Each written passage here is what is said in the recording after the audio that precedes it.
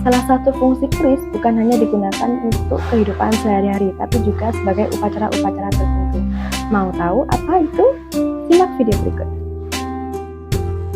Sebagai perayaan hari khusus di tahun 2025, yaitu Hari Keris Nasional dan juga Hari Kebudayaan Nasional.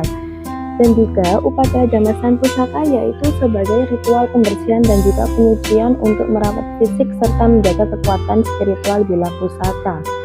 Perayaan hari-hari tertentu umumnya diadakan di Pameran Pusaka Nusantara dan juga Dialog Budaya. Dalam Festival Keris Nusantara yang memamerkan lebih dari 90 koleksi pusaka dari berbagai daerah. Yang kedua, penggunaan dalam upacara adat atau siklus hidup pernikahan di adat Jawa dan juga di upacara penobatan. Di pernikahan adat Jawa wajib dikenakan keris untuk mempelai pria sebagai bagian dari busana pengantin. Gunanya, jika seseorang pria itu mampu meredam amarah dan tidak bersikap kasar.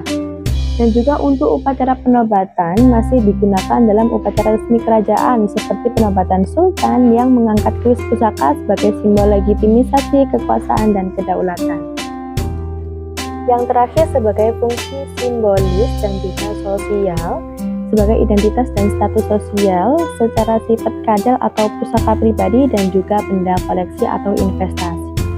Yang sering ditampilkan dalam pameran atau lelang sebagai aset seni bernilai tinggi yang diapresiasi dari sisi metallurgi dan estetiknya. Dan juga sebagai pusaka pribadi atau sebagai jimat yang dianggap sebagai pelindung diri yang memberikan rasa percaya diri serta keberanian bagi pemiliknya. Itu dia salah satu makna dan juga fungsi keris untuk kehidupan sehari-hari dan juga sebagai upacara-upacara tertentu. Follow akun TikTok di @Aji Malang untuk mendapatkan info seputar dunia perkerisan. Dengan saya Hasraf Mbak Mei, terima kasih.